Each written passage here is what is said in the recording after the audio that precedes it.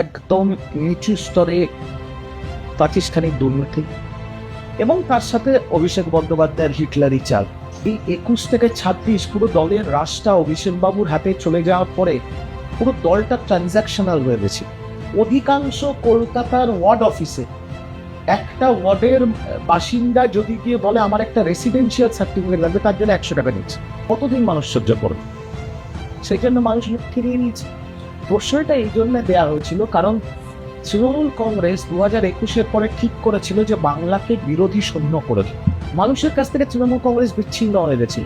আমি দায়িত্ব নিয়ে আপনাকে বলছি, মমতা দিয়েও কোনোদিন আশা করেনি তৃণমূল হারবে। আজকে নিউজ পোল বাংলার এই যে বিশেষ পডকাস্ট, এই পডকাস্টে আমরা আজকে শুরু করব এমন একটি কথা দিয়ে, যে কথাটি সম্প্রতি বারবার বলেছেন রাজ্যের মুখ্যমন্ত্রী শুভেন্দু অধিকারী। দিন কাহারও সমানও লাগি যায়। দিন যে কারো সমান যায় না, এটা হাড়ে হাড়ে টের পাচ্ছেন যে বা যারা বা যে দল, সে দলটির নাম তৃণমূল কংগ্রেস। আর নির্বাচনের ফলাফল বেরোনোর পর থেকে যিনি এই তৃণমূল কংগ্রেসের একাধিক টোটে মেচ্যুতিকে একদম মিডিয়ার সামনে অন ক্যামেরা বলিষ্ঠ কণ্ঠে বারবার বলেছেন, সেই ব্যক্তি আজকে আমাদের এই পডকাস্টের অতিথি। নাম বলার প্রয়োজন নেই, নাম ইজুদা। ইজুদা, আপনাকে অনেক অনেক স্বাগত নিউজ পোল বাংলার স্পটলাইটে। আমার প্রথম প্রশ্ন আপনার কাছে, ভবানী ভবনটাও দেখে নিলেন? তার জন্য ধন্যবাদ তৃণমূল কংগ্রেস। মানে ভবানী ভবনের চাটাও কপালে লেখা ছিল।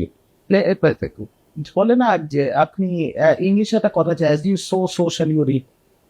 অনেকদিন অভিষেক বন্দ্যোপাধ্যায়ের নেতৃত্বে দল করেছি, বুক চিকিয়ে দল করেছি, নির্ভয় দল করেছি। আজকে যেহেতু সেই লিডারের পেছনে দল করেছি, আজকে সেই লিডারের জন্য ভবানী ভবনও দেখতে হলো, ভবানী ভবনে চাও খেতে হলো। আমি তো সেই জন্য বেরিয়ে যে প্রথম বাইকটা দিয়েছিলাম সেখানে বলেছেন ধন্যবাদ জানাই তৃণমূল কংগ্রেসকে আমাকে ভবানী ভবনের ভেতরটা দেখানো। না, একটু দর্শকদের বলুন, ভবানী ভবনের চা কি খুব কড়া না হালকা? আমার তো খুব ভালোই লেগেছে, চায়ের সাথে তো ভালো দুটো বিস্কুটও দিয়েছে, কুকিজ টাইপের। যথেষ্ট সম্মান পেয়েছি ভবানী ভবন, তাই যথেষ্ট সম্মান। মানে আতঙ্কের কিছু নেই। আতঙ্ক তো দূরস্থ, বলছি তো যথেষ্ট সম্মান পেয়েছে ভবানী ভবন অফিসারদের কাছ থেকে। ভারতের ভদ্রলোক, আর আমাকে তো দেখেছিল সাক্ষী হিসেবে। না, ওটা পরে প্রশ্ন। আমার প্রশ্ন হচ্ছে যে দিন কাহারও সমানও লাগি যায়। মানে মুখ্যমন্ত্রী শুভেন্দু অধিকারী, এটা বহুত পুরনো বক্তব্য, কিন্তু মুখ্যমন্ত্রী শুভেন্দু অধিকারী যেভাবে বলছেন দিন কাহারও সমানও নাই যায়, কথাটা গিয়ে লাগছে যার কথা তার সয়, আর যার কথা যার গিয়ে লাগছে তো তৃণমূল কংগ্রেসের বুকে। মানে এবার প্রশ্ন উঠছে যে কোন তৃণমূল? আমি এখানে কালীঘাট তৃণমূলের কথাই বলতে চাইছি, হৃত তৃণমূলের কথা বলছি না।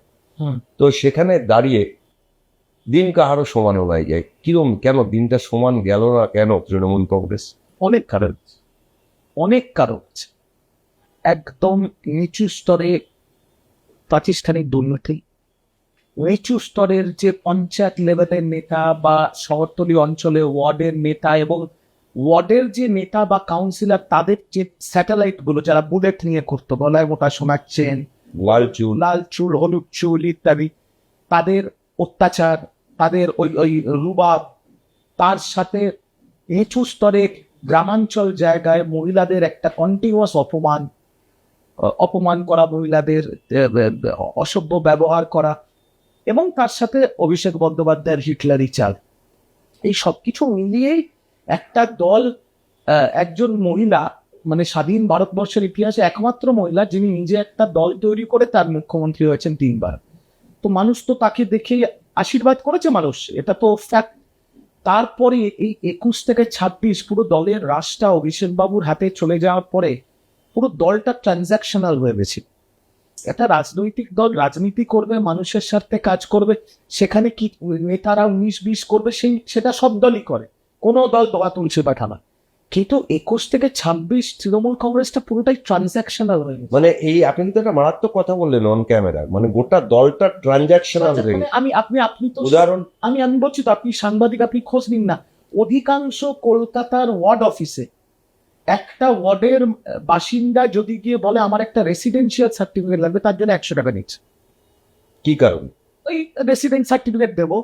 এবার ধরুন একজন মানুষ তার মেয়েকে বা ছেলেকে কলেজে ঢোকান, কলেজ বলেছে আপনাকে ইনকাম সার্টিফিকেট দিতে হবে, ইনকাম সার্টিফিকেট ইস্যুতে করবে কাউন্সিলর।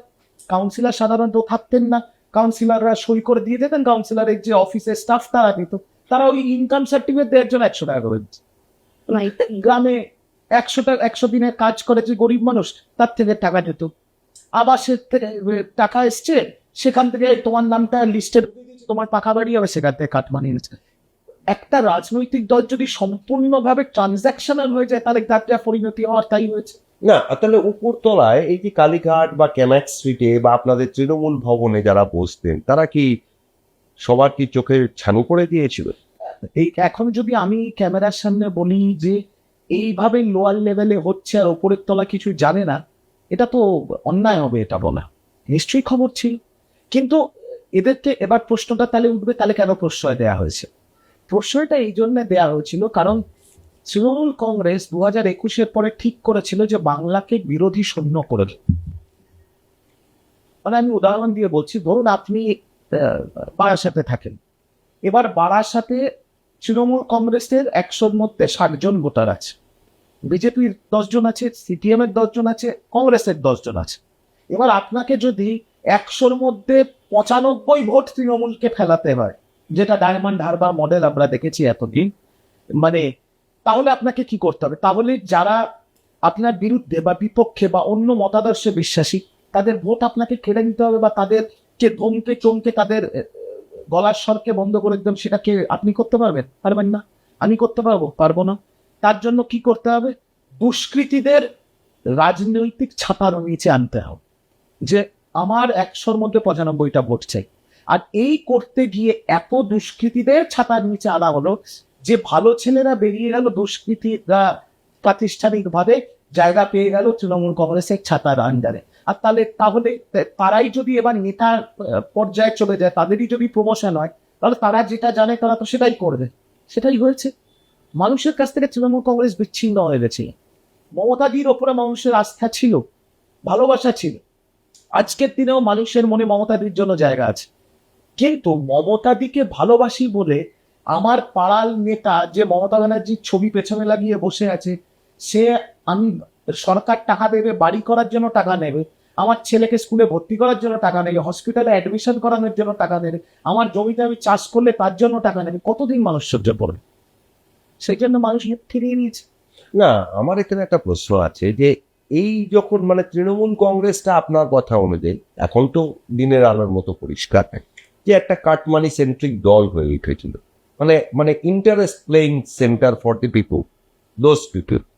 তো সেখানে দাঁড়িয়ে তা এর যারা মাথারা ছিল, ধরুন আপনার সুব্রত বক্সী, ধরুন আপনার অভিষেক বন্দ্যোপাধ্যায়, ধরুন আপনার নেত্রী মমতা বন্দ্যোপাধ্যায়, তারা জানেন না যে গণতন্ত্রে পরিবর্তন, চেঞ্জ ইজ ইনএভিটেবল, একদিন চলে যেতে হবে? জানতেন, কিন্তু কোথাও একটা হয়তো ওভার কনফিডেন্ট ছিল। আমি দায়িত্ব নিয়ে আপনাকে বলছি, মমতা দিও কোনোদিন আশা করেনি তৃণমূল হারবে। দায়িত্ব নিয়ে আপনাকে বলছি। 4 তারিখ রেজাল্ট বেরিয়েছে, 2রা মে রাত্রেবেলা আমার দলের শীর্ষ নেতৃত্বের সাথে কথা হয়েছে। আমাকে বলা হয়েছিল আমরা 166টা জিতে গেছি, বাকিটায় হাড্ডাহাড্ডি লড়াই। তো আমি তখন ফোনে এসে একদম 1-2-3-এর মধ্যে আমি তাকে বলেছিলাম যে 166টা যদি জিতে যাই, তাহলে বাকিতে যতই লড়াই হোক, যাই হোক, 30টা তো পাবো বা 40টা তো পাবো, মানে 200 টাচ করে যাবে। ওয়ার্স টু ওয়ার্স কত হবে? 180 হবে। এই রেজাল্ট মমতা দিয়েও আশা করে।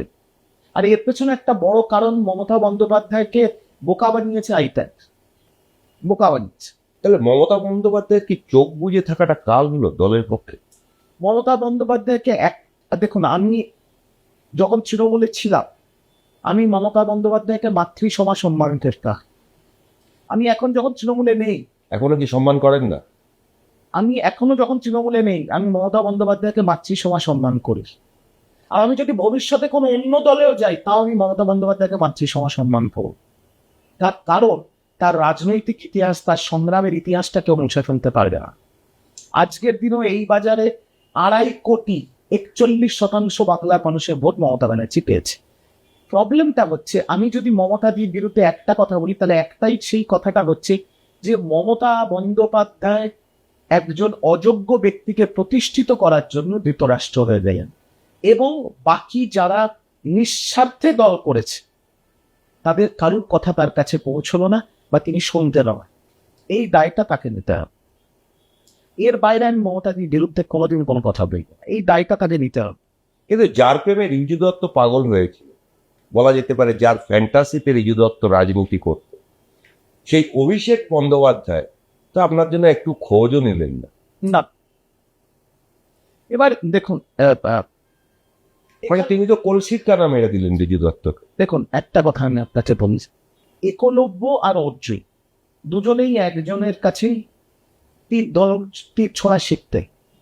একলব্যকে আঙুল কেটে দিতে হয়েছিল, অর্জুন বড় শিষ্য হয়ে গেছিল যে কোনো কারণে। কারেক্ট না, এত অর্নামেন্টাল বক্তব্য রিজু দত্ত থেকে আশা করি। শুনুন, পুরোটা শুনুন।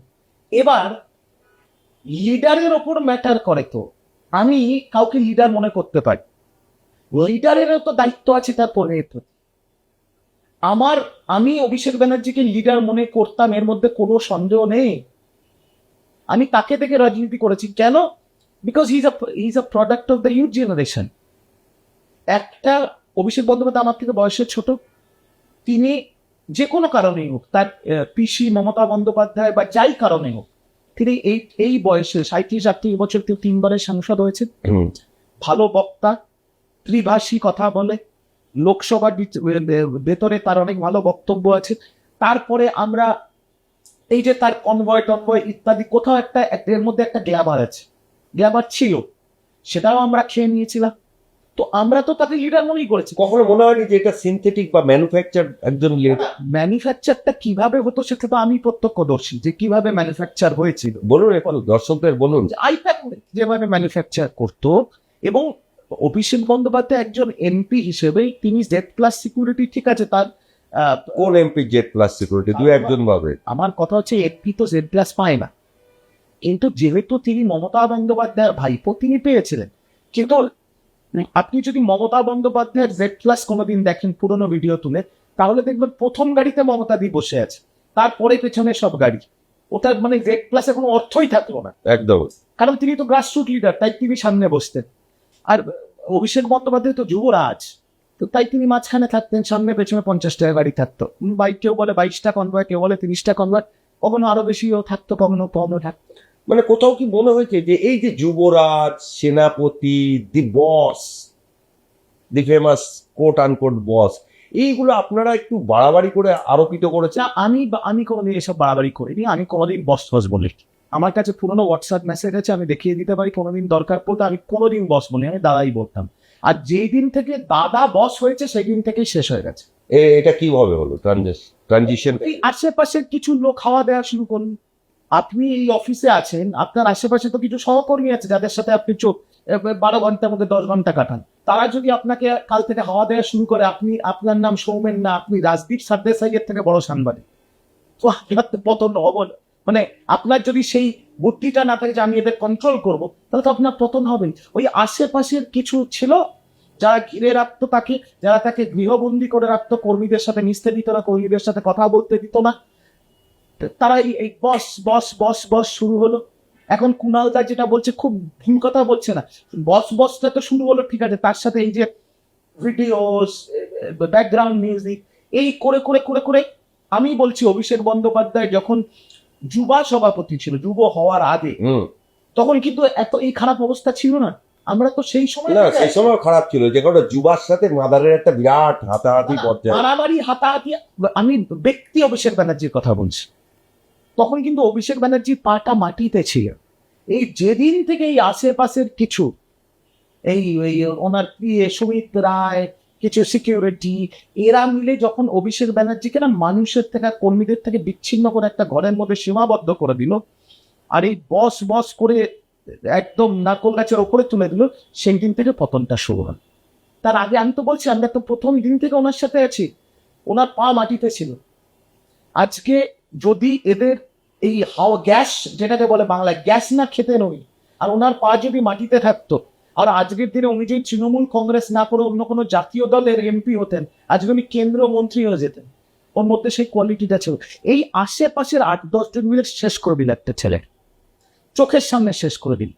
আর কোথাও একটা এখন তো মনে হচ্ছে লোক সামলাতে পারেন তিনি অনেক কিছু। মানে কোথাও কি মনে হয় না যে অভিষেক বন্দ্যোপাধ্যায়কে যখন আপনারা এত ক্লোজ ছিলেন, এত ভাবে মিশতেন, তো সেখানে দাঁড়িয়ে একবার মনে হয়নি যে অভিষেক বন্দ্যোপাধ্যায়কে একবার বলার দরকার আছে, যারা আপনাকে এই গ্যাস খাওয়াচ্ছে কোট আনকোট, দাদা গ্যাস খাবেন না, আপনি বিচ্ছিন্ন হয়ে পড়ছেন।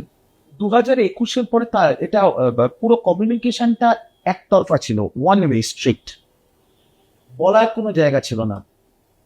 মানে এটা সে তো ওয়ান ওয়ে স্ট্রিট, তো One way street অন্য জায়গায় শুনি। না মানে আমি আপনাকে একদম পরিষ্কার ভাষায় বলছি, 2021-এর পরে অভিষেক বন্দ্যোপাধ্যায়ের দল চালানোর যে স্টাইলটা ছিল সেটা হিটলারি স্টাইল ছিল। আমি যেটা বলবো সেটাই বেদ বাক্য, উল্টো দিকে ঠিকই বলছে, ইট ডাজ নট ম্যাটার। মানে উনি যুবরাজ আর বাকি যারা একটা রাজনৈতিক দলে কি কর্মী, কেউ কর্মী ছিল না, সব চাকর বাকরে পরিণত হয়েছে। সেটা মুখপাত্র হোক, বিধায়ক হোক, সাংসদ হোক।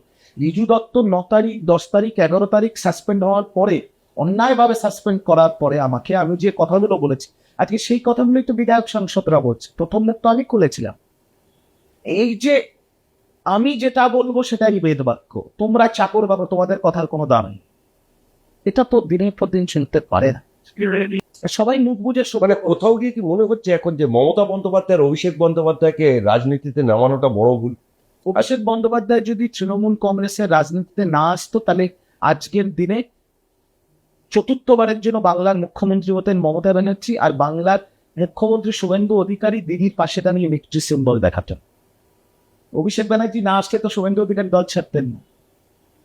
শুভেন্দু বাবু তো মমতা বন্দ্যোপাধ্যায় স্কুল অফ পলিটিক্সের বেস্ট স্টুডেন্ট। আজকে আমরা যখন যুব শুরু করি, আমার যেহেতু পড়াশুনো বাইরে, আমার যুব সভাপতি কে ছিল? শুভেন্দু বাবু। তারপর এই শুভেন্দু অধিকারী 8টা জেলার অবজারভার, মন্ত্রী, সাংসদ, তাকে এই অযোগ্য ব্যক্তিকে প্রতিষ্ঠিত করার জন্য মমতা বন্দ্যোপাধ্যায় ধৃতরাষ্ট্রের মতো চোখ বন্ধ করে নিলেন। আর এই ব্যক্তি যে প্যারাশুট করে এসে এমপি হলো, সে শুভেন্দু তাকে অপমান করে লাঞ্ছনা বঞ্চনার সাথে তাকে দল থেকে তাড়ালো।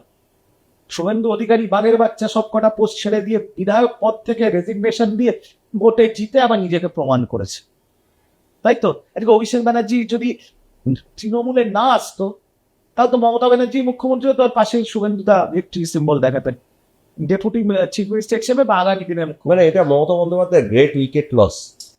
দেখুন একটা কথা আপনাকে বলি, সারা ভারতবর্ষে না, আমি যেহেতু ন্যাশনাল মিডিয়াটা একটু বেশি করে বলি, সারা ভারতবর্ষে এখন একটা ট্রেন্ড চলছে, ভারতবর্ষের মানুষ না এই এই পরিবারতন্ত্রটাকে মানছেন। আপনি অন্য দলগুলো দেখে নিন, আমি নাম নিচ্ছি না, ভারত দেখে নিন, সব এক জায়গায়। যারা নেক্সট জেনারেশনকে এনেছে তাদের এই একই অবস্থা। তার একটা বড় কারণ আছে, সচিন তেন্ডুলকারের ছেলে, সে ভালো ক্রিকেটার, যথেষ্ট ভালো ক্রিকেটার, কিন্তু সে তো সচিন হতে পারবে না। আর মানুষের এক্সপেকটেশন তার থেকে সচিনের ছেলে মানে সচিনের মতো ব্যাট করবে, এটা তো হতে পারে না। অমিতাভ বচ্চনের ছেলে অভিষেক বচ্চন অনেক বড় অভিনেতা, সে তো অমিতাভ বচ্চন হতে পারবে না। বিগ বি হবে না। মমতা ব্যানার্জি ভাইপো অভিষেক ব্যানার্জি, সে তো মমতা ব্যানার্জি হতে পারবে না। মমতা ব্যানার্জি ভারতবর্ষের রাজনীতিতে ক্ষণে জন্মা, এটা আমার বলতে। আর এটা এই কথাটা দেশের প্রধানমন্ত্রীও বলবে, বাংলার মুখ্যমন্ত্রী শুভেন্দু বাবুও বলবে। মমতা ব্যানার্জি আলাদা বল গেম, মমতা ব্যানার্জিকে একতরফ রাখুন, বাকিগুলোকে একতরফে রাখুন। আজকে যখন অভিষেক বন্দ্যোপাধ্যায় একদম মামলায় চেরবা, কিরকম মনে হচ্ছে দেখে? না এই বলতে ইচ্ছা করছে। এই জায়গায় একটা কিন্তু বড় কথা আছে আমার বলার, সেটা হচ্ছে আজকে অভিষেক বন্দ্যোপাধ্যায় সারা বাংলায় যাই হয়েছে, যত ভুল কাজ, যত দুর্নীতি, সবেতে অভিষেক ব্যানার্জির নাম আছে। বালি চুরি অভিষেক ব্যানার্জির নাম, কয়লা চুরি, পাথর চুরি, গরু চুরি, প্রাইমারি টিচার স্ক্যাম, ডিজে বাজানোতে সিআইডি তদন্ত, শেষমেশ বিধায়কদের সই চুরি, তারপরে সেবাশ্রয়ের নামে এফআইআর হয়েছে, তারপরে মাটি চুরিতে এফআইআর হয়েছে, মানে সবেতে তো তার নাম আছে। বৃদ্ধ ভাতা, সবকিছুতে অভিষেক ব্যানার্জি হচ্ছে মূল অভিযুক্ত। এখানে আমার একটা প্রশ্ন, এগুলো তো কেসগুলো তো বহুদিন ধরে চলছে, নতুন এখন পালা বদলের পরে অনেক কিছু অ্যাড হচ্ছে। এই পরিস্থিতিতে আমি পরিষ্কার আপনার ক্যামেরার সামনে বলছি, বাংলার মানুষ কিন্তু তাকিয়ে আছে সিআইডির দিকে, সিবিআই এর দিকে, এদের দেখে। আর ইডি, সিবিআই, সিআইডির মতো তদন্তকারী সংস্থার মান সম্মান জড়িয়ে গেছে। আজকে পালা বদল হওয়ার পরও আগামী 6 মাস বাদে যদি এত ইডি সিবিআই সিআইডি তদন্ত, এত হাজিরা, এত সামান, এত নাটকের পরে যদি অভিষেক বন্দ্যোপাধ্যায় গ্রেপ্তার না হয়, মানুষ কি বলবে? মানুষ বলবে হয় দিল্লিতে সেটিং হয়ে গেছে, আর নইলে বলবে এদের কাছে কোনোদিন কোনো তথ্য ছিল না, এরা রাজনৈতিক প্রতিহিংসা করেছে অভিষেক ব্যানার্জি, বলবে তো। তো আমার বক্তব্য হচ্ছে যদি কিছু থাকে তাহলে পদক্ষেপ নিয়ে। কতদিন ধরে চলছে কয়লার কেস, কতদিন ধরে চলছে বালির কেস, কতদিন ধরে চলছে গরুর কেস? বলে নিলাম মমতা ব্যানার্জি মুখ্যমন্ত্রী ছিল, কয়লা বালি গরুর কেস করছে কারা? ইডি আর সিবিআই। ইডি আর সিবিআই তো কোনোদিন মমতা ব্যানার্জির অধীনে ছিল না, কেন অ্যাকশন হয়? এখন তো মমতা ব্যানার্জি মুখ্যমন্ত্রীও নয়, অ্যাকশন হচ্ছে না কেন? রোজ কি আমরা কি দেখছি? চারটে লোক জ্যাকেট পরে অফিসাররা গিয়ে সামন দিচ্ছে, মিডিয়া বিরাট করেছে, তিনি গাড়ি করে যাচ্ছেন ভবানী ভবন, 8 ঘন্টা হয়ে গেল, 9 ঘন্টা হয়ে গেল, 10 ঘন্টা হয়ে গেল, এ তো মানে ওয়েব সিরিজের মতো। তারপর উনি গাড়ির থেকে বেরোচ্ছেন, সিকিউরিটিরা গাড়ির থেকে ঝুলছে, সেটা নিয়েও আবার কেস হয়েছে। তারপর উনি বাড়ি চলে যাচ্ছেন, ডাইরেক্ট মমতাদির বাড়িতে মিটিং এ ঢুকে যাচ্ছেন, আবার পরের দিন কোনো আর তারপরের দিন থেকে বড় চ্যানেলগুলো চালাচ্ছে, হাইকোর্টে উনি রক্ষা খবর চেয়েছেন, কোথাও রক্ষা খবর দিচ্ছে, কোথাও দিচ্ছে না। এই নাটকই তো চলছে, এই নাটকের শেষ কোথায়? আজকে আপনি আমাকে একটা কথা বলুন তো, আপনার দর্শকরা যারা দেখছে, আমার প্রশ্ন, যে যে কারণে অভিষেক বন্দ্যোপাধ্যায়ের ওপর কেস চলছে, আজকে আপনি সৌমেন বাবু বা আমার নামে যদি তার অর্ধেকের অর্ধেক কেস থাকতো, এতক্ষণে তো আমরা প্রেসিডেন্সি জেলে 6 মাস কাটিয়ে দিয়েছি, একই না? একদম।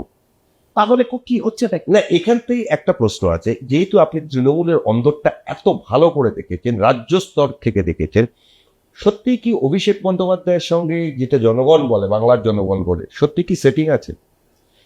এটা তো আগামী 6 মাস বাদে বোঝা যাবে, 6 মাস বাদে বোঝা যাবে। অভিষেক বন্দ্যোপাধ্যায়ের সাথে আমার সম্পর্ক ছিল পিওর পলিটিক্যাল সম্পর্ক, রাজনৈতিক কথাবার্তা হতো। আমার সাথে অভিষেক বন্দ্যোপাধ্যায় বা তার পিএ সুমিত্রার কোনো ট্রানজাকশনের কথাবার্তা হয়নি। সেই জন্য আজকে 2 মাস হয়ে গেছে নতুন সরকার এসছে, আপনার পডকাস্টে আমি আমার বক্তব্য রাখছি, সারা বাংলা জুড়ে আমার নামে কিন্তু কোনো এফআইআর নেই। আগামী দিনে কেউ ভুয়ো কেস করলো সেটা পরের ব্যাপার, কোনো এফআইআর নেই আমার না। তো সেই জায়গায় আমি তো রাজনীতি করেছি, আমার মতো এরকম বহু ডিস্ট্রিক্টে বহু ছেলে আছে শুধু রাজনীতিটাই করেছে। কিন্তু আমার কথা হচ্ছে, আজকে আপনারা বলুন কি কি তদন্ত আর কি কি এফআইআর হচ্ছে তার নামে, এর শেষটা কোথায়? না, এখানে তো আমরা দর্শকদের জানিয়ে দিতে চাই, মুখ্যমন্ত্রী শুভেন্দু অধিকারী বলেছেন রাজ্যে আগে শাসকের আইন ছিল, এখন আইনের শাসন প্রতিষ্ঠিত হয়েছে, যার জন্য একটু তো সময় দিতেই হবে। আমার কথা হচ্ছে 6 মাস সময় নিক না সরকার, এর মধ্যে তো আপনাকে বলছি, তথ্য দিয়ে আপনার দর্শকদের বলছি, সারা বাংলা জুড়ে ছোট মাঝারি আর বড় তৃণমূল নেতা কতজন অ্যারেস্ট হয়েছে আপনার কাছে আইডিয়া আছে? একটা আইডিয়া আছে?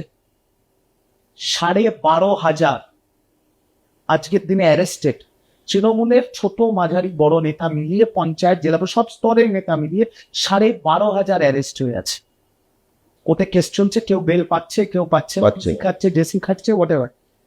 অভিষেক বন্দ্যোপাধ্যায় তিনি তো তৃণমূল কংগ্রেসের মুখ ছিলেন, ওনার নামে যত কেস আছে, যারা অ্যারেস্ট হয়ে এখন পিসিতে বা জেসিতে আছে, তাদের নামে তো এত কেস নেই। তাহলে কি হচ্ছে? বাংলার মানুষ কিন্তু এটা দেখছে, আপনাকে আমি দায়িত্ব নিয়ে বলছি। আগামী 6 মাস যদি অভিষেক বন্দ্যোপাধ্যায় অ্যারেস্ট না হয়, তাহলে বাংলার মানুষ বলবে তার সাথে প্রতিহিংসার রাজনীতি করা হয়েছে। তথ্য প্রমাণ থাকলে কড়া পদক্ষেপ নিক না। আমি তো ওপেন আপনার চ্যানেলে বলছি, ইডি সিবিআই সিআইডি আপনাদের কাছে প্রমাণ থাকলে অ্যারেস্ট করুন অভিষেক ব্যানার্জি, অ্যারেস্ট না করলে আপনাদের ওপরে আগুন উঠে যাবে মানুষ। সে তো লোকে এজেন্সির উপরই দায়বদ্ধতা নিয়ে প্রশ্ন করছে। কিন্তু এখানে একটা প্রশ্ন হলো যে নির্বাচনে এতগুলো বিধায়ক জিতে আসছে, তৃণমূল ধরে রাখতে পারলো না কেন দল? না দেখুন, এটা একটা খুব স্পেসিফিক কারণ আছে। প্রতিটা দল, ভারতীয় জনতা পার্টি, কংগ্রেস, সিপিএম, তাদের একটা মতাদর্শ আছে। তৃণমূলের কোনো মতাদর্শ নেই। যারা তৃণমূল কংগ্রেস করেছে, যেমন আমি নাম করে বলি সুদীপ বন্দ্যোপাধ্যায়, যিনি এখন এনসিপি টের চলে গেছে, ঋতব্রত বন্দ্যোপাধ্যায়, বা এখনো যারা মমতাদির সাথে আছে, কল্যাণ বন্দ্যোপাধ্যায়, বা আমার মতো সামান্য কর্মী রিভু দত্ত, সবাই দলটা করেছে মমতাদিকে দেখে। তৃণমূল কংগ্রেসের মতাদর্শ হচ্ছে মমতা বন্দ্যোপাধ্যায়, এবং দল ভেঙে যাওয়ার কারণ হচ্ছে যে যেহেতু দলটা ব্যক্তিকেন্দ্রিক দল ছিল, যেই ক্ষমতার থেকে চলে গেছে, আমি আর বিস্তারিত বলবো না কারণ অনেকের গায়ে লেগে যাবে, অনেক কারণ আছে যে কারণে দলটা ভাবেছে। কেউ দল ছাড়ছে নিজের রাজনৈতিক কারণে, কেউ দল ছাড়ছে দুঃখে কষ্টে এক্সপ্লয়েটেড হয়েছে বলে, কেউ দল ছাড়ছে নিজের ফ্রিডে বাঁচানোর জন্য, কেউ দল ছাড়ছে যাতে অ্যারেস্ট না হয়, অনেক কারণ আছে, বিভিন্ন লোকের বিভিন্ন মানুষের বিভিন্ন কারণ আছে। মানে আদৌ কি তৃণমূল কংগ্রেস বলে আর কিছু থাকবে? বিজয় দত্ত কি মনে করছে? যতদিন মমতা বন্দ্যোপাধ্যায় বেঁচে থাকবেন ততদিন তৃণমূল কংগ্রেসের অস্তিত্ব থাকবে। এখন তো প্রতীকটাও থাকবে কিনা, দলীয় তমিং থাকবে কিনা, এটাও তো একটা বিরাট। সৌমেনবাবু আপনাকে বলি, ইলেকটোরাল পলিটিক্সে নম্বর সংখ্যা খুব গুরুত্বপূর্ণ। আজকের দিনে ঋতব্রত বাবুর কাছে সংখ্যা আছে, বিধায়ক সংখ্যা আছে, কলকাতা পৌরসভা থেকে শুরু করে বিভিন্ন পৌরসভার কাউন্সিলর, এমনকি জেলা সভাপতি, জেলা সভাপতিরা আছে। ওনারা যে ন্যাশনাল ওয়ার্কিং কমিটির মিটিং করেছেন সেখানে বাকায়দা এফিডেভিটে সই করিয়ে তাদের সংখ্যা দেখানো হচ্ছে, কারণ আপনাকে 2/3 মেজরিটি দেখাতে হবে নির্বাচন কমিশনের কাছে। সংখ্যার দিক দিয়ে ঋতব্রত বাবুর কাছে সংখ্যা আছে। আগামী দিনে যদি নির্বাচন কমিশন তাদেরকে প্রতীকটা দিয়ে দেয় বা তাদেরকে ব্যাংক অ্যাকাউন্ট দিয়ে দেয়, আমি আশ্চর্য হব না, কারণ এটা নিয়ম, এটা নিয়ম। কিন্তু একটা ছোট্ট ফ্যাক্টর আছে সৌমেনবাবু, সেটা হচ্ছে মানুষ। মানুষের কাছে কিন্তু তৃণমূল কংগ্রেস মানে মমতা ব্যানার্জি। মানে আমি যদি আজকে আপনার অফিসের বাইরে দাঁড়িয়ে বলি যে আমি তৃণমূলের প্রার্থী, আমাকে ভোট দিন, লোকে বলবে কোন তৃণমূল? আমি বলবো মমতা ব্যানার্জি জিন্দাবাদ, আমাকে কিন্তু কিছু ভোট লোকে ভোট দেবে। আমি যদি গিয়ে বলে বিজেপির ক্যান্ডিডেট, আমাকে লোকে ভোট দেয়। আমি যদি বলি আমি কংগ্রেসের ক্যান্ডিডেট, কিছু লোক ভোট দেবে। আমি যদি বলি আমি বামফ্রন্টের ক্যান্ডিডেট, কিছু লোক ভোট দেবে। কিন্তু আমি যদি মানুষকে গিয়ে বলি আমি তৃণমূল কংগ্রেসের ক্যান্ডিডেট, যদি বলে আপনি কোন তৃণমূল কংগ্রেস? মমতা ব্যানার্জি না, আমরা তৃণমূল, নতুন তৃণমূল কংগ্রেস, মানুষ দ্রুত দিয়ে পিঠ। মানুষকে আপনি বোঝাতে পারবেন, আপনার বাড়ির লোককে আপনি বিশ্বাস করতে পারবেন তৃণমূল কংগ্রেস মানে মমতা ব্যানার্জি না অন্য কেউ। আমি অভিষেক ব্যানার্জি, কল্যাণ ব্যানার্জি, মমতা কারণ কথা বলছি না। নম্বর, নির্বাচন কমিশনের আইন কানুন সব ঠিক আছে নিজের জায়গায়। আপনি আপনার বাড়ির লোককে বোঝাতে পারবেন তৃণমূল কংগ্রেস মানে মমতা ব্যানার্জি না XYZ কেউ? সেটা বাস্তবটা তো বুঝতে হবে। আর আমার গায়ে যেহেতু এখন কোনো রাজনৈতিক দলের রং নেই, আমি এইগুলো খুলে বলতে পারছি। এটা তো মানুষকে বোঝানো সম্ভব। আমি অন্তত অক্ষম, আমি বোঝাতে পারবো। আজকে এই পডকাস্ট যখন আমরা দেখছেন দর্শকরা, সেটা হচ্ছে জুলাই মাস, আর জুলাই মাস মানে তৃণমূল কর্মী সমর্থকদের একটা আলাদা আবেগের দিন। তো এখন তো প্রশ্ন করতেই হচ্ছে শহীদ তুমি কার? যদিও এটা আপনাদের চুরি করা কর্মসূচি ছিল, আপনার প্রাক্তন দলের কংগ্রেসের, আপনারা মানে তৃণমূল মানে এটা বুলট কি করে আপনি বলেন চুরি করা মানুষ? কেননা এটা যুব কংগ্রেসের কর্মসূচি ছিল। যেদিন 1993 সালের 21শে জুলাই ঘটনাটা ঘটে, মমতা ব্যানার্জির কি পোস্ট ছিল? যুব কংগ্রেসের সভানেত্রী, যুব কংগ্রেসের সভানে। এবং তারপরে সেই দিন থেকে আজকের দিন অব্দি 33 বছর শহীদদের তর্পণ জানিয়েছে কে? মমতা বন্দ্যোপাধ্যায়। 2000 না, কংগ্রেসও করেছে। 1998 সালে মমতা ব্যানার্জি কংগ্রেস ছেড়ে বেরিয়ে চলে এলো। মমতা ব্যানার্জি 21শে জুলাই চালিয়ে গেল, কংগ্রেস কতদিন চালিয়েছে? না, এটা আমাদের চুরি করা কর্মসূচি আমাদের বক্তব্য না, এটা আমাদের এই পডকাস্টের স্টুডিওতে এসেই বলেছেন প্রদেশ কংগ্রেস সভাপতি শুভঙ্কর সরকার। শুভঙ্কর বাবুকে আমার প্রশ্ন হচ্ছে, শুভঙ্কর বাবুরা 1998-তে তো মমতা বন্দ্যোপাধ্যায় নিজের দল তৈরি করলেন, কংগ্রেস ছেড়ে বেরিয়ে চলে এলেন। শুভঙ্কর বাবুর দল প্রতি বছর করেননি কেন? ওনারা তো ওনাদের পরিসরে করেন। কি কোথায় পরিসরে? আমাকে বলুন তো, 21শে জুলাই মানে কেউ বলবে ইন্ডিয়ান ন্যাশনাল কংগ্রেস? কি বলছেন? 21শে জুলাই করেছে মমতা ব্যানার্জি। উল্টে আমি বলবো মমতা ব্যানার্জি কোনো ঠেকা ছিল না তার শহীদদের সম্মান জানায়, ঠেকা ছিল শুভঙ্কর বাবুর দলের। তাদের কর্মীদের গুলি করে খুন করেছিল সেই সময় মুখ্যমন্ত্রী জ্যোতি বসু। না, এইখানেই তো প্রশ্ন যে আজকের দিনে দাঁড়িয়ে এই জুলাইতে শহীদ তুমি কার? এইবার ব্যাপারটা হচ্ছে আইকনিক যে জায়গা মাত্র থাকে তো, ভিক্টোরিয়া হাউসের যে জায়গাটা ধর্মতলায়, সেখানেই তো গুলি করে খুন করা হয়েছে। এবং সেই জায়গাটায় এতদিন ধরে প্রোগ্রামটা হয়েছে। দুপক্ষ তৃণমূল, আপনারা মিডিয়া বলছেন কালীঘাট তৃণমূল, আমি এটা খুব একটা মানে এই শব্দবন্ধনটা আমি সমর্থন করি না। আমি বলি মমতা তৃণমূল, ঋতব্রত ছিলেন। তো সেই জায়গায় দাঁড়িয়ে দুই পক্ষ, দুই তৃণমূলই অ্যাপ্লাই করেছিল, কাউকেই দেয়নি, পুলিশ দুজনকেই পারমিশন দেয়নি। উল্টে 2রা জুলাই থেকে 30শে অগস্ট অব্দি মধ্য কলকাতার বিস্তৃত এলাকায় 163 ধারা বা পুরনো 144 ধারা জারি করা হয়েছে। তার মানে ভিক্টোরিয়া হাউসের সামনে আর 21শে জুলাই হচ্ছে না, এটা কনফার্ম। এবার কোথায় হবে সেটা সময় বলবে, আমি জানি না। সেটা মমতা বন্দ্যোপাধ্যায় ঠিক করবে, ঋতব্রত বাবুরাও ঠিক করবে। আর যে শহীদ পরিবার আছে তারা কোন মঞ্চে যাবে সেটা তো সেই দিনই প্রমাণ হবে। কিন্তু আমি শুধু এইটুকুই বলবো, দুই তৃণমূল কংগ্রেসের কাছে যদি আমার বক্তব্য তাদের কাছে পৌঁছে, যে বিগত কয়েক বছর 21শে জুলাইটা হয়ে গেছিল শহীদরা পেছনে, সেলিব্রিটিরা সামনে, একদম। আর পুরোটাই হয়ে গেছিল তৃণমূল কংগ্রেসের শক্তি প্রদর্শন করার একটা জায়গা। শহীদ দিবসটা চলে গেছিল ব্যাকফুটে। আশা করব এইবার শহীদদের সম্মান জানানো হবে, শহীদ তর্পণটা ভালো মনে হবে। আমারও সৌভাগ্য যে আমি ওই পবিত্র মঞ্চে বিগত 2-3 বছর আমি উঠতে পেরেছি, কারণ বিধায়ক ছাড়া কেউ উঠতে পারে না, কিন্তু আমি একটু দলের জাতীয় মুখপাত্র ছিলাম, আমি সুযোগ পেয়েছিলাম। ওটা অত্যন্ত পবিত্র মঞ্চ। কিন্তু মমতাদির সামনে একদিকে তৃণমূলের নেতৃত্ব, একদিকে 4টে এপিসোড করা কিছু শিল্পীরা বসে আছে, সব সেলিব্রিটিরা, যারা এসি বাসে করে আসতেন, এসি বাসে করে যেতেন, মাঝখানে দুপুরবেলা 5 স্টার হোটেলে তাদের মধ্যাহ্ন ভোজ হতো, আর পেছনে শহীদ পরিবার চুপচাপ বসে থাকতো। শহীদ পরিবারদের কিছু আর্থিক তৃণমূল কংগ্রেস তো শহীদ পরিবারের সাথেও একদম বঞ্চনা করেছে। না, শহীদ পরিবারদের কিছু দেয়া হতো, আর্থিক সাহায্য ইত্যাদি, কিছু শহীদ পরিবারের সদস্যরা চাকরি টাকরি পেয়েছে, এগুলো আছে। কিন্তু শহীদ পরিবাররা সেকেন্ড বেঞ্চে চলে এসছে। শহীদ পরিবারদের ফার্স্ট বেঞ্চে রাখা উচিত ছিল। স্পটলাইটটা ছিল না। স্পটলাইটটা চলে গেছিল এই নায়ক নায়িকা, গায়ক গায়িকা, যারা এখন মমতা ব্যানার্জির ছায়া মারাচ্ছে। বড় অদ্ভুত, মানে এটা কি বলবেন ইতিহাসের বিরাট ট্র্যাজেডি? না, ইতিহাসের ট্র্যাজেডি না। আমি নায়ক নায়িকা, গায়ক গায়িকাদের আমি দোষ দিই না, আমি দোষ আমার নেতৃত্ব। মানে নেত্রীর কথাই বল। মানে তার কারণ হচ্ছে তাদের কাজ করতে হলে, তাদের সিনেমা করতে হলে তাদের তো ক্ষমতার আশেপাশেই থাকতে হবে। তাদের দোষ কি? আজকে আমার নেত্রী তাদেরকে টেনে নিয়ে এসছে। আজকে এগুলো তো তৃণমূলের কর্মীদের অনেক কষ্টের জায়গা। আজকে মমতাদি রাস্তায় হাঁটবেন, আমাদের গর্বের দিন ছিল। সারা বাংলা জুড়ে যারা কাঁচিয়ে কুচিয়ে নিজের পকেট থেকে লোক ছেলেদের বাইকে তেল দিয়ে, বিরিয়ানির প্যাকেট দিয়ে পুরো পাড়ার থেকে ছেলে নিয়ে যেত, মমতাদি হাঁটতেন, তার পেছনে হাঁটতেন সব ওই সেলিব্রিটিরা, যাদের রাজনীতির রস সাথে সম্পর্ক নেই। 99% সুবিধাবাদী, সুবিধাভোগী। আর যারা এরকম কাঁচিয়ে নিজের গ্যাটের পয়সা দিয়ে ছেলে নিয়ে আসতো মমতাদির মিছিলে, তারা মমতাদির থেকে 3 কিলোমিটার পেছন। এটা কষ্টের জায়গা ছিল না। রিজু দত্ত দেখুন, একটা বলা যেতে পারে রিজু দত্ত একটা সন্ধিক্ষণের সাক্ষী। রিজু দত্ত 2011-র পরিবর্তন দেখেছে, রিজু দত্ত 2026-এর পরিবর্তনও দেখেছে।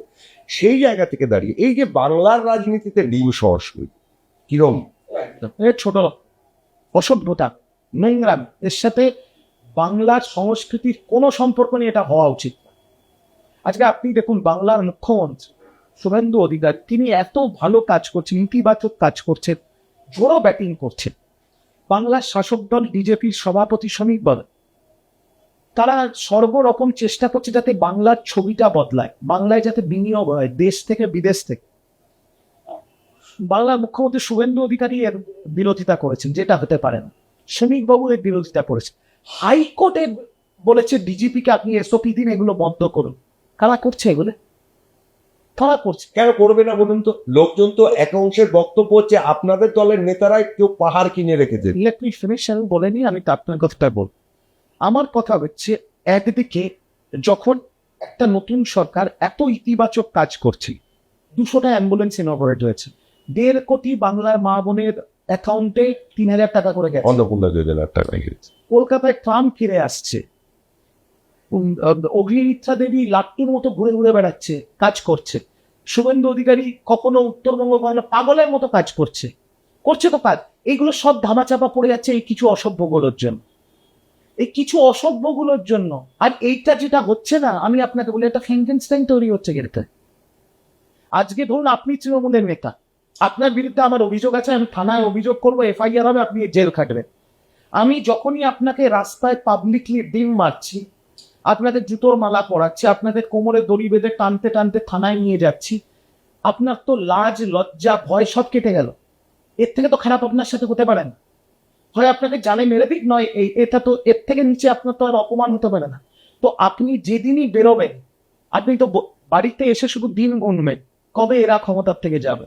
তারপরে আপনি যেটা করবেন সেটা সামলাতে পারবে যারা এখন দিন ছুটছে। মহাত্মা গান্ধী ভারতবর্ষের জাতির জনক বলে গেছিল, I for an I will make the world go blind. এই সাইকেলটা শেষ কোথায়? আমি প্রশ্ন করছি, এই সাইকেলটা শেষ কোথায়? আজকে আপনি যে কথাটা দিয়ে এই প্রোগ্রামটা শুরু হলো, যে দিন কাহারও সমানো, দিন কাহারও সমানো যায় না, তাই তো? 5 বছর, 10 বছর, 15 বছর, আজকে ধরুন আপনাকে এইভাবে যদি কেউ অপমান করে, তারা তো যারা করছে তারা লোকাল, কিন্তু সব লিখছে না। ধরুন 15-20 বছর বাদে এই সরকার আবার পরিবর্তন হলো, এটাই তো প্রকৃতির নিয়ম, পরিবর্তনই তো নিয়ম। একদম। তখন আপনার সন্তান যারা এটা করেছে তাদের ছেড়ে দেবে?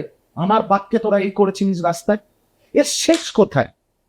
এর শেষ কোথায়? আমার প্রশ্নটা এখানে। বাংলার রাজনৈতিক সংস্কৃতিতে এর শেষ কোথায়? ঋজু দত্ত কিন্তু একটা সাংঘাতিক প্রশ্ন তো। উল্টে আরেকটা কথা আমি বলতে চাই, শ্রমিক বাবু বারবার মিডিয়ার সামনে বলেছেন যে যারা করছে এটা তৃণমূলের লোকেরা তৃণমূলের ওপর ডিম ছুটছে। আমি 100% শ্রমিক বাবুর সাথে সহমত। সরকার এখন বিজেপির, তাহলে তৃণমূলের লোকেরা যদি ডিম ছুঁড়ে বাংলার ছবি ভারতবর্ষের কাছে খারাপ করে, এই যে মহুয়া মৈত্র যে লাইফটা করেছিল, সারা ভারতবর্ষে ছিচি হয়নি একটা মহিলা সাংসদের ওপর এটা হচ্ছে? ছিচি হয়েছে তো। এই যে তৃণমূলের গুন্ডাগুলো ডিম ছুটছে তাদেরকে গ্রেফতার করা হচ্ছে না কেন? তারা তো বিজেপির লোক নয়, তৃণমূলের লোক, তাদের গ্রেফতার করা হচ্ছে না কেন? ইমিডিয়েট গ্রেফতার করুন, এটা তো আইন হতে পারে না। Can this be the law? There has to. আজকে একটা জিনিস মাথায় রাখবেন, আমাদের দুর্ভাগ্য যে রাজনীতিতে শিক্ষিত লোকের অভাব আছে। Law and order is a state subject. আমি যখন দলের মুখপাত্র ছিলাম, যখন জেপি নাড্ডার ওপরে পাথর ছোড়া হয়েছিল, আমি তৃণমূলের পক্ষে গিয়ে বলেছিলাম এটা জনরোষ। আমি বলেছিলাম। আমি যখন দলের মুখপাত্র ছিলাম, আমি চ্যানেলে বসে বলেছি, যখন শুভেন্দু অধিকারীকে জ্যান্ত উত্তরবঙ্গে পুড়িয়ে মেরে ফেলার চেষ্টা হয়েছিল, আমি বলেছিলাম জনরোষ। পরিবর্তনের 2 মাস বাদে আমি বুঝতে পারছি ওটা কতটা খারাপ বক্তব্য না, কতটা ডেঞ্জারাস কথা। জনরোষ বলে কি চালানো হয়, কি চালানো হয় না? Pre-poll statements have a direct relationship with post-poll violence. Direct সম্পর্ক আছে। এই যে নেতারা, আমিও সেই দোষের দোষী, আমি নিজে দোয়া তুলছি বা তা না। এই যে ওই যে তুচ্ছ কথা, সব দলের নেতারা, বিজেপি তৃণমূল সব হাততালি পাওয়ার জন্য বলে না, কেটে নেবো, মেরে নেবো, উড়িয়ে নেবো, আমিও বলেছি, আমিও সেই দোষের দোষী। আমি নন্দীগ্রামে দাঁড়িয়ে বলেছি, যে নন্দীগ্রামের বিরোধী দলনেতা ছিলেন বর্তমান মুখ্যমন্ত্রী শুভেন্দু অধিকারী। এখন এই 2 মাস পরিবর্তনের পরে আমি বুঝতে পারছি যে এই কথাগুলো কতটা ডেঞ্জারাস একটা সমাজে। দেখুন, ভুল বুঝতে পারাটা কিন্তু উপলব্ধি করতে পারাটাও এটা একটা কিন্তু বিরাট ভুল, অ্যাকসেপ্ট করা, এবং সেটা আবার on camera. I am accepting it, আমিও সেই দোষের দোষী। দেখে নেবো, করে নেবো, এই যে দেখে নেবো, করে নেবো, এর শেষটা কোথায়? এর শেষ কোথায়? আমি আবারও বলছি, pre-pole speech has direct relationship with post-pole violence, এবং সর্বদলের নেতারা সেই দোষে দোষী। কেউ দোয়া তুলছে বা তারা, আমি কারোর নাম করছি না, সব দলের নেতারা সেই দোষে দোষী। না, বিজেপির পক্ষ থেকে একটা কথা সবসময় বলা হয়, আমরা একদম শেষ পর্যায়ে চলে এসেছি, যে ফলাফলটা যদি একটু উল্টো হতো। এই যে তৃণমূলের পক্ষ থেকে বলা হচ্ছে হিংসা, প্রতিহিংসা, যে সমস্ত কথা সো অ্যান্ড সো যা আমাদের আসছে, বিজেপির স্পষ্ট বক্তব্য, ফলাফলটা যদি উল্টো হতো তাহলে বাংলায় তো মারাত্মক আকার ধারণ করতো। কারণ আপনাদের তো ব্লকে ব্লকে লিস্ট তৈরি করে ফেলেছিল আপনার দল, প্রাক্তন দল। শুভেন্দু অধিকারী বাবু বাংলার মুখ্যমন্ত্রী হয়েছে, হওয়ার পর তিনি 100 কিলোমিটার বেগে উন্নয়নের কাজ করছে। আমি আপনার ক্যামেরার সামনে বলছি, শুভেন্দু বাবু 5 বছর মুখ্যমন্ত্রী হিসেবে যত কাজ করার করেন, তিনি মুখ্যমন্ত্রী হওয়ার আগে একটা কাজ করেছেন যেটাকে কোনোদিন তিনি মানে পার করতে পারবেন না। মুখ্যমন্ত্রী হওয়ার আগে শুভেন্দু অধিকারী এমন একটা কাজ করেছে যেটা মুখ্যমন্ত্রী থাকাকালীন আগামী 5 বছরে উনি যত উন্নয়ন করেনি তার থেকে বড় কাজ কোনোদিন করতে পারবেন না। বলুন কি? 4 তারিখ পালাবদল হলো, 6 তারিখ রাত্রেবেলা শুভেন্দু অধিকারী আত্মসহায়ককে ওয়েব সিরিজ কায়দায় গুলি করে ঝাঁঝরা করে দিল চন্দ্রনাথ রথকে। সেই দিন যদি শুভেন্দু অধিকারী বারাসাত হাসপাতাল থেকে বেরিয়ে বলতো ওই নার্সিংহোমটা থেকে যে এবার বদল নয় বদলা হবে, সেদিন রাত্রে তৃণমূলের মিনিমাম 3000 কর্মী খুন হয়ে যেত সারা বাংলা। তৃণমূল কংগ্রেসের 3000 কর্মী প্রাণ বাঁচিয়েছিল সেদিন শুভেন্দু অধিকারী। তিনি আগামী 5 বছর যত ভালো কাজ করেনি ওর থেকে ভালো কাজ তিনি করতে পারবেন। 10-এ আজকে কত দেবেন? 2 মাস হয়নি এখনো সরকারের বয়স। এখন তো 10-এ কত দেবেন মুখ্যমন্ত্রী শুভেন্দু অধিকারীকে? 10-এ 11 দিতে হবে আমাকে। আর এটা আমি তেলমারা কথা বলছি, যে কাজ করছে, যেটা হচ্ছে, ম্যানিফেস্টো সবকটা এক এক ধরে ধরে ম্যানিফেস্টো প্রমিস গুলো পূরণ করা হচ্ছে, ইতিবাচক কাজ হচ্ছে। কিন্তু এটাও বুঝতে হবে যে শুভেন্দু অধিকারী তো হ্যারি পটার নয়, তিনিও তো একটা মানুষ। আজকে আমি তো এই যে বাজেট হলো, অনেকে বাজেট নিয়ে অনেক বিজ্ঞ জ্ঞান দিল, আমি দেখলাম, শুনলাম, অনেকে বিশ্লেষণ শুনলাম। আমি তো বাজেটের ব্যাপারে শুধু একটাই কথা বলবো যে সাহসী বাজেট। যে রাজ্যের মাথার উপরে 8 লক্ষ কোটি দেনা আছে, সেই রাজ্যের বাজেট নতুন সরকারের 4.5 লক্ষ কোটি টাকার বাজেট, এটা অত্যন্ত সাহসী বাজেট। অনেকে বলতে পারে, নিন্দুকরা বলতে পারে ডাবল ইঞ্জিন চলছে ইত্যাদি চলছে, সে অ্যাডভান্টেজ তো যাদের ডাবল ইঞ্জিন থাকবে তারা সবাই নেবে। কেন নেবে না? কেন নেবে না? যেভাবে কাজ করছে শুভেন্দুবাবু, এই ধারাটা যদি বজায় থাকে তাহলে বিরোধীদের বলার কিছু থাকবে না আগামী দিনে। ভোট চাওয়ার সময় তো বিরোধীরা গিয়ে বলে আমাকে এই কারণে ভোট, বিরোধীদের বলার জায়গা থাকবে না। শুধু একটাই জিনিস আমি বলবো, এই অতি তৎপরতা, এই একটা কোথাও একটা ভয়ের পরিবেশ সৃষ্টি হচ্ছে, কোথাও একটা ভয়ের পরিবেশ সৃষ্টি হচ্ছে যে আমি কেউ তৃণমূল করে বলে ওকে ফলস কেসে ফাঁসিয়ে দেবে, ঠিক কেউ তৃণমূল করে বলে ওকে মিথ্যে এফআইআর অ্যারেস্ট করে দেবে। আর পুলিশ এখন অতি তৎপর হয়ে গেছে। আমরাও তো সরকারে ছিলাম 15 বছর, অতি তৎপর। এবার এই অতি তৎপরতার জন্য সিস্টেমেও কোথাও কিন্তু সিস্টেম অ্যাবিউজ হচ্ছে। আর আমি দায়িত্ব নিয়ে আপনাকে বলছি, এই খবর মুখ্যমন্ত্রীর কাছেও আছে যে সিস্টেমটাকে অ্যাবিউজ করা হচ্ছে। মানে কিরকম ধরুন না, সে তো মুখ্যমন্ত্রী বিধানসভায় বলেওছিলেন যে যদি কেউ আইনের অপপ্রয়োগ করেন, কারণ নামে মিথ্যা মামলা করেন, যদি সেটা যদি প্রমাণ হয় তাহলে তারও না, আমি আপনাকে বলছি কিরকম হচ্ছে। ধরুন আপনার প্রতি আমার একটা ব্যক্তি রাগ আছে, ঠিক আছে, আমি থানায় গিয়ে বললাম সৌমেন বাবু 2012 সালে আমাকে চমকে ধমকে আমার থেকে 2 লাখ টাকা নিয়েছে, এর কোনো প্রমাণ আছে, কোন তথ্য আছে? কিচ্ছু নেই। থানা কি করছে? এফআইআর করে দিয়ে আপনাকে অ্যারেস্ট করে নিচ্ছে, দিয়ে বলছে আপনি কোর্ট থেকে বের নেন।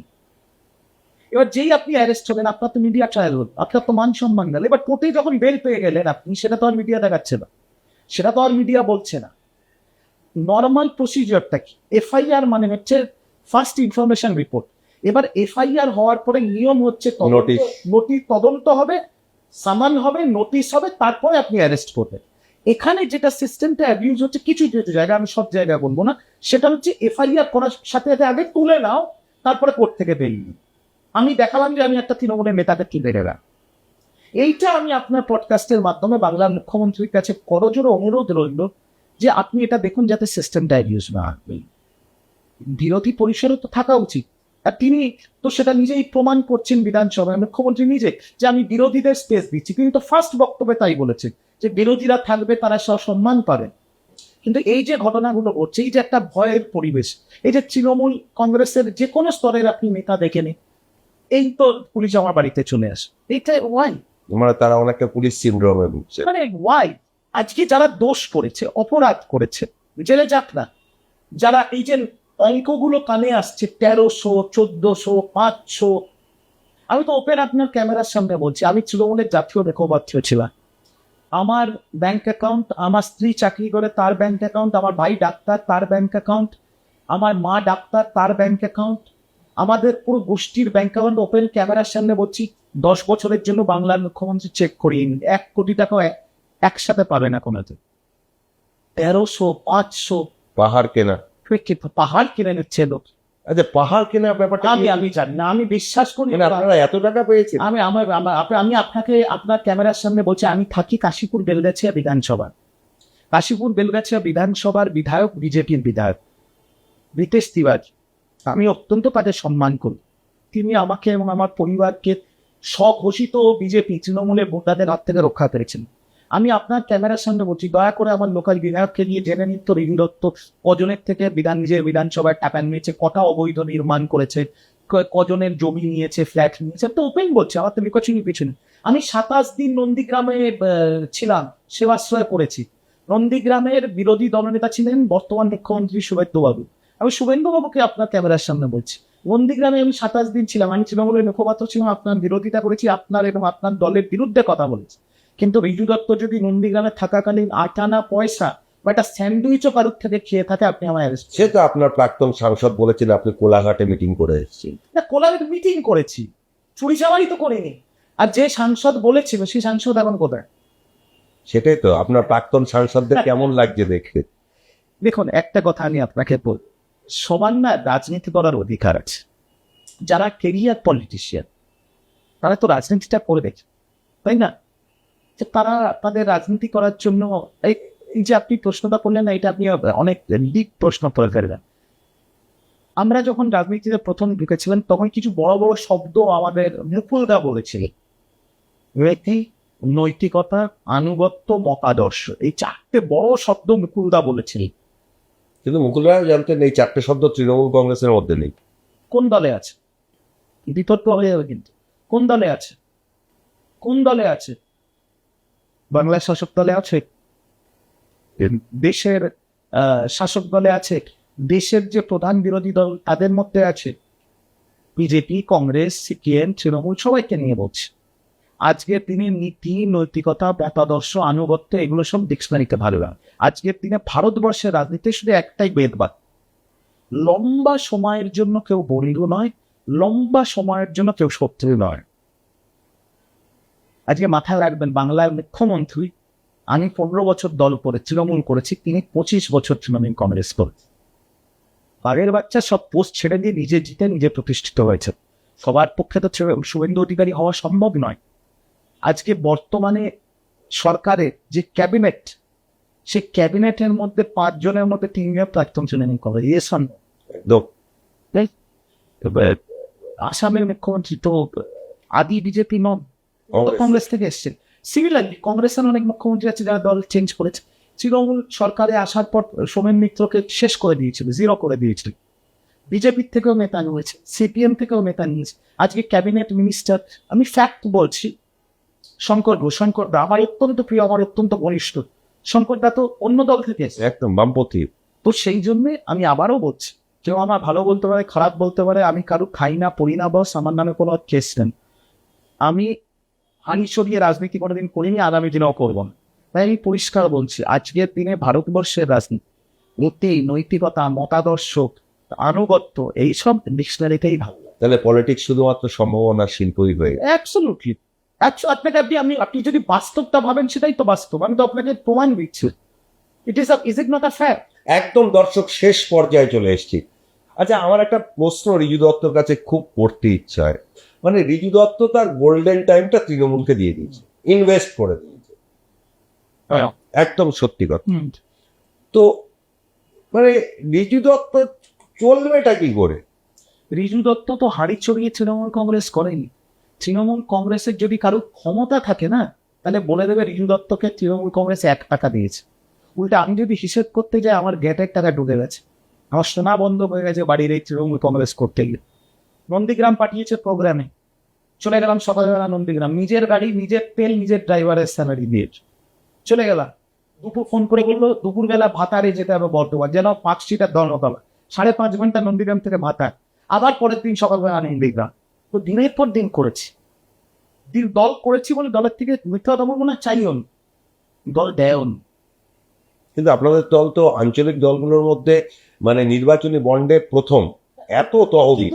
আমাকে অন্য কাদের কি দিয়েছে জানি না, আমাকে, আমি কোনোদিন দলের থেকে গাড়ি নিইনি, গাড়ির তেল নিইনি, ড্রাইভারের খরচা নিইনি, কোনোদিন ট্রেনে গেছি, কোথাও গেছি তারও খরচা নিইনি কিছু। উল্টে আমি যদি কোনো ন্যাশনাল চ্যানেলে, আমি একমাত্র তৃণমূল কংগ্রেসের পক্ষ থেকে যে ন্যাশনাল কন্টেস্ট করেছি, টাইমস নাও, ইন্ডিয়া টুডে, এবিটিভি, CNN নিউজের, সেইগুলোর চ্যানেল আমাকে বিজনেস ক্লাসের ফ্লাইট টিকিট পাঠিয়েছে, দলের তুলা নেই। আমি এই যে কিছুদিন আগে আমাকে দল পাঠিয়েছিল, তৃণমূল কংগ্রেস পাঠিয়েছিল আমাদের রাজ্যসভার সাংসদ সাগরিকা ঘোষের সাথে আসাম প্রদেশ তৃণমূল কংগ্রেসের ম্যানিফেস্টো লঞ্চ করতে, সেই টিকিটটাও আমি নিজের পকেট থেকে কেটে গেছি। এখনো অব্দি দল আমাকে রিএম্বার্স করেন, তো তাহলে এখন অব্দি তো ওটা নিজের টাকাই, এই তো। তো সেই জন্য আমি তো হাড়ি চড়িয়ে করিনি, আমি চাকরি করি। আমার ফ্যামিলির ব্যাপারে বিজেপিও জানে, কংগ্রেসও জানে, সিপিএমও জানে, সবাই জানে।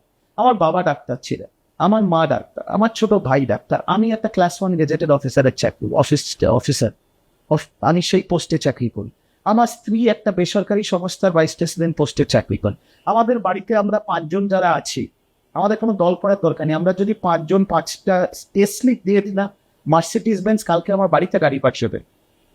এটা আপনি আমার পাড়াতে, আমি ওখানে ক্যামেরার সামনে বলছি, আমার পাড়াতে, আমার বিধানসভায় আপনি যাকে ইচ্ছে জিজ্ঞেস করতে পারেন। বামফ্রন্ট জামানাতেও আমার বাড়িতে 3টে গাড়ি ছিল, তৃণমূলের জামানাও আছে, বিজেপির জামানাতেও থাকবে। আমি হাড়ি চড়িয়ে রাজনীতি করি, আমি রাজনীতির ছেলে, রাজনীতি করব। আমার বাবা মা কোনো নেতা মন্ত্রী নয় যে বাপ মায়ের নাম বানিয়ে যুবর পদ, ছাত্র পদ, এর পদ, ওর পদ। আমি ইংল্যান্ড থেকে পিএইচডি করেছি, আমি আমার মাস্টার্স করেছি ম্যানচেস্টার ইউনিভার্সিটি, আমি আমার পিএইচডি করেছি ম্যানচেস্টার থেকে। তারপরে আমি একজন তৃণমূলের নেতার বাড়িতে 1.5 বছর ইনকাম সার্টিফিকেট লিখেছি। আমি ক্লাবে বসে তৃণমূলের ঝান্ডায় ডান্ডা ঢুকিয়ে পেরেক পর্যন্ত নেমেছি। আমি গ্রাসরুট থেকে শুরু করে এই জায়গায় এসেছি, রেকমেন্ডেশনে নয় আর হাঁড়ি চড়িয়ে নয়। তারপরে ঋজু দত্ত রাজনীতিতে উঠেছে সিঁড়ি ভাঙতে ভাঙতে একদম ভাঙতে, জুতো হয়ে গেছে। একটা অভিষেক মানে একদা বর্তমান মুখ্যমন্ত্রী বলে দেওয়া কথা। একদিন অভিষেক বাবুর একটা মিছিল, অভিষেক বাবু তখন নতুন নতুন যুব সভাপতি হয়েছিলেন, সিথি থেকে ধর্মতলা অভিষেক বাবুর গাড়ির পেছনে হুট খোলা জিপের পেছনে হেঁটেছিলাম। আমার বাপ মার আশীর্বাদে কোনোদিন আমাকে প্রাইভেট ট্রান্সপোর্টে উঠতে হয়নি, কারণ দুজনেই ডাক্তার ছিলেন, উঠতে হয়নি। তৃণমূল করার জন্য সিথি থেকে ধর্মতলা হেঁটেছিলাম, পায়ের নিচে এত বড় বড় ফোসকা পড়ে গেছে। আমি বরফুতানি করছি না যে অন্য লোককে ছোট করছি বা কিছু। আমি যে পরিবারে জন্মগ্রহণ করেছি, আমি তো আমার কপাল বদলাতে পারবো না। আমি লোককে কখনো মিথ্যে কথা বলি না যে আমি দুবেলা খেতে পাইনি, সে সাইকেল চালিয়ে চালিয়ে তৃণমূল কংগ্রেস করেছে। আমি মিথ্যে কথা কেন বলবো?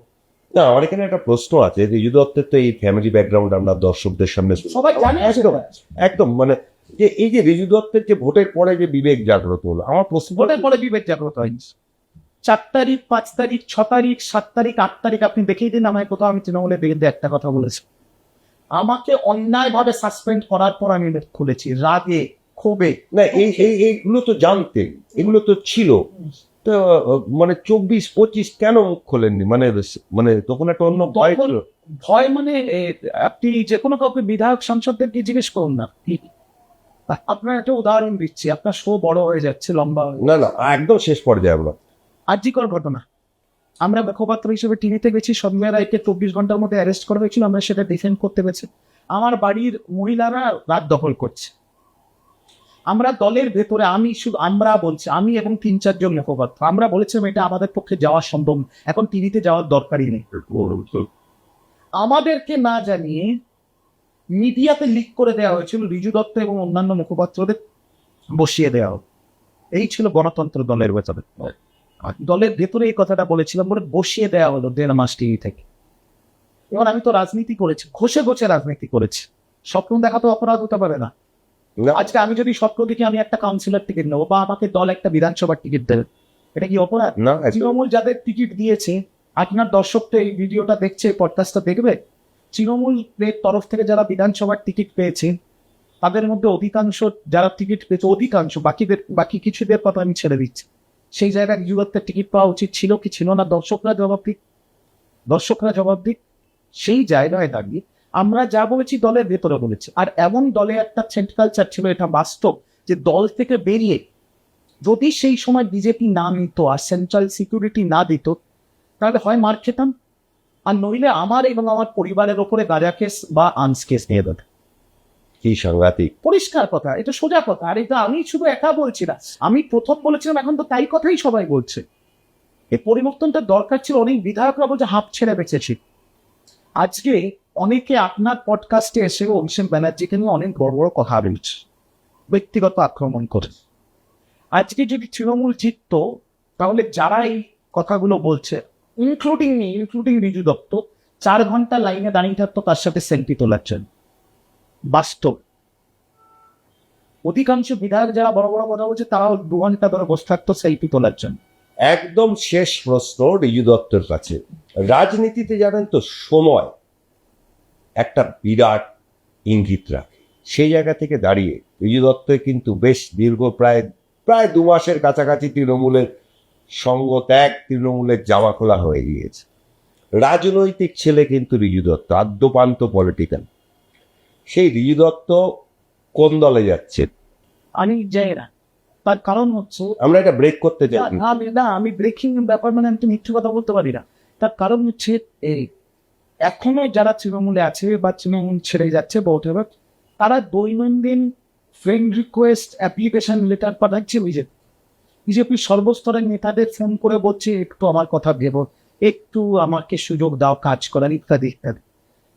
দিল্লির শীর্ষ বিজেপি নেতৃত্ব এবং বাংলার শীর্ষ বিজেপি নেতৃত্বের সাথে আমার ব্যক্তিগত সম্পর্ক আছে, তাদের সাথে আমার কথা হবে। আর আমি ক্যামেরার সামনে বলছি, আমি একবারও একজনকেও বলিনি যে আমি জয়েন করতে চাই, আমাকে কাজ করার সুযোগ দাও বা আমার কথা ভেবো, বা তারাও একবারও বলেনি একটু দাঁড়িয়ে যাও, সময় মতো তোমাকে নেব। আমি রাজনীতির ছেলে, রাজনীতি করব, নাটক শেষ হওয়া অব্দি আমি নাটক শেষ হওয়ার আগে স্টেজ ছাড়বো না। এবার ব্যাপারটা হচ্ছে, যারা মূর্খের মতো অ্যাপ্লিকেশন লেটার পাঠাচ্ছে তারা বুঝতে পারছে না যে তারা তাদের নিজের সম্মানহানি করছে। কারণ বিজেপি হোক বা কংগ্রেস হোক বা সিপিএম হোক বা আইএসএফ হোক, দল কাকে নেবে সে সিদ্ধান্ত তো সেই দল নেবে। রিজু দত্ত 10 বার বিজেপি বা কংগ্রেস বা সিপিএম কে ফোন করলে তো হবে না, তারা রিজু দত্তকে নিতে চায় কিনা সেটা ফ্যাক্টর। তো আমার একটাই বক্তব্য, আমি মাথা নত করে রাজনীতি করবে না। আমি বস কারু খাই না, পড়ি না, চুরি চামারি এসব করিনি। আমি মাথা উঁচু করে রাজনীতি করব, দেশের স্বার্থে দশের স্বার্থে রাজনীতি করতে চাই। যদি কোনো রাজনৈতিক দল মনে করে যে রিজু দত্তের মতো ছেলেকে যদি আমরা দলে নিই তাহলে আমাদের দলে ভ্যালু এডিশন হবে, বা এই ছেলেটাকে দিয়ে কিছু কাজ করাতে পারবো, এরকম একটা ছেলে যার এই ব্যাকগ্রাউন্ড, যার এই শিক্ষাগত যোগ্যতা, তাকে কাজে লাগাতে পারি, তাহলে আমি তো বসে আছি। আমাকে যদি তারা ডাকেন আমি তো অবশ্যই তাদের সাথে গিয়ে কথা বলবো। আমি তৃণমূল আর কোনোদিন করবো না, কারণ অনেক দুঃখ, অনেক ক্ষোভ, অনেক রাগ জমে গেছে, যেটা যত দিন যাচ্ছে ঘেন্নায় পরিণত হচ্ছে। বাকি যে আমাকে কাজ করার সুযোগ দেবে তখন সেই সময় বিবেচনা করবো। দেখুন, রাজনীতির একজন কর্মী হিসাবে রিজু দত্ত কিন্তু ওপেন টু অল, কিন্তু সঙ্গে কিন্তু একটা শর্ত জুড়ে রেখেছেন, মাথা উঁচু করে রাজনীতি করবেন। আর মাথা উঁচু করে রাজনীতিতেই কিন্তু মানুষের সেবা করা যায়, মাথা নিচু করে। সব জায়গায় আজকে এই পডকাস্টের আলোচনা আমরা এখানেই শেষ করলাম। দাদা, আপনাকে অসংখ্য ধন্যবাদ। সমস্ত খবর এবং আপডেটের জন্য চোখ থাকুক নিউজ পোল বাংলায়। নিউজ পোল বাংলা, খবর বিশ্বজুড়ে।